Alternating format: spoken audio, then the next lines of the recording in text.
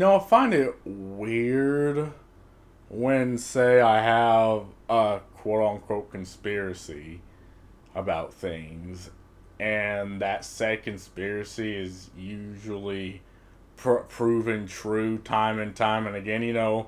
Most people like being proven right because they like it's most mainly for themselves. But me, I kind of hate being proven right in most of my situations because it's like, wow, so this is actually happening. So I'm gonna talk about what the fuck is it doing with my cursor? What the fuck? So what I'm talking about is Sweet Baby, Incorporate, Inc. I'm like, well, this is interesting. What the fuck is Sweet Baby? That's just a weird fucking name. Oh, that's nice how what they do with the interface, how the eyes chase the cursor. Founded in 2018, Sweet Baby Inc. is a narrative development and consultation studio based in Montreal, working around the globe. Our mission is to tell better, more empathetic stories while diversifying and enriching the video games industry. We aim to make games more engaging, more fun, more meaningful, and more inclusive for everyone.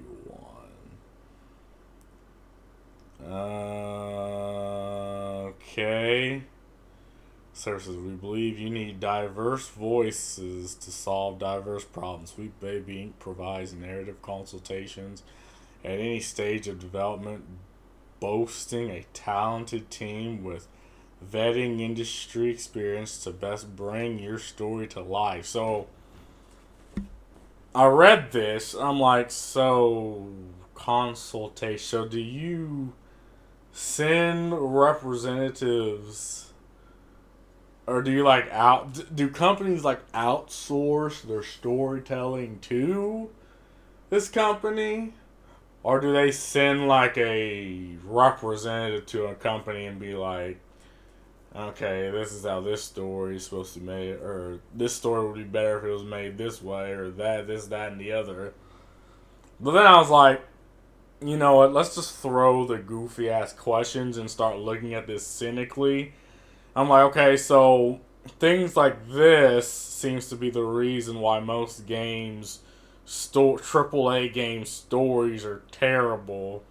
Their characters have no character. One, the games effectively don't even function. Like, if you are outsourcing your writing, narrative, development, and representation, whatever the fuck that's even supposed to mean, to like a third party company, I mean, and you're paying them money, it's like, okay. And it's like, why would you do this? Well, the ESG argument is the only explanation I can have. Like, they, for some reason, they really want to bypass the consumer. And when I say they, I mean most AAA companies, Sony, Activision, fucking. Actually, let's go down here because I've seen a couple. Apparently, these stories, right, that have outsourced their narrative, their characters, their consultations to this company.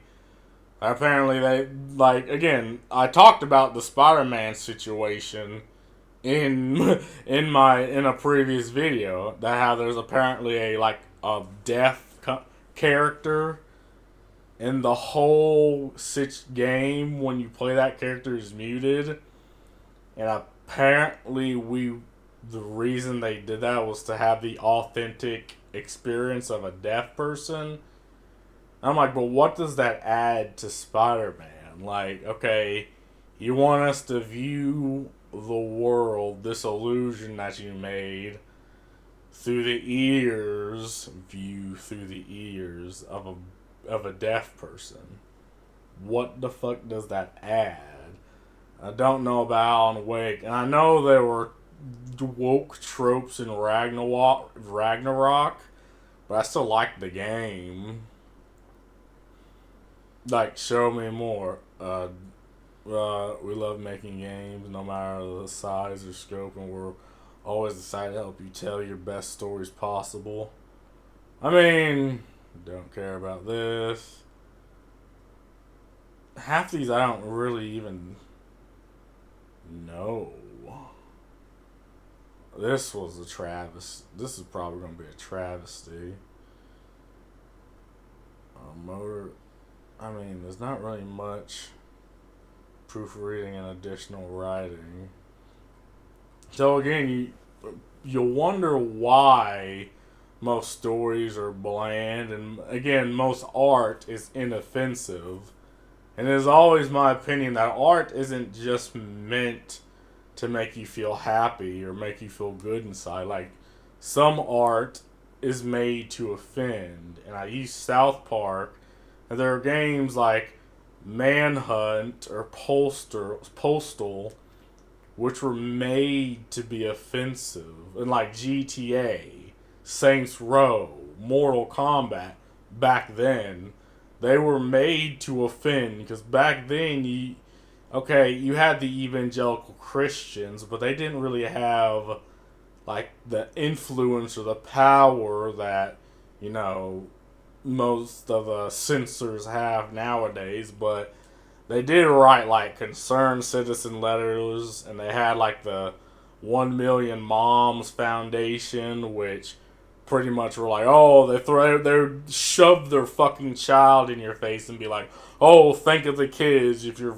playing D&D and you're doing it's satanic worship, and think of the kids. But all you really need to say is get your goofy ass child out of my face.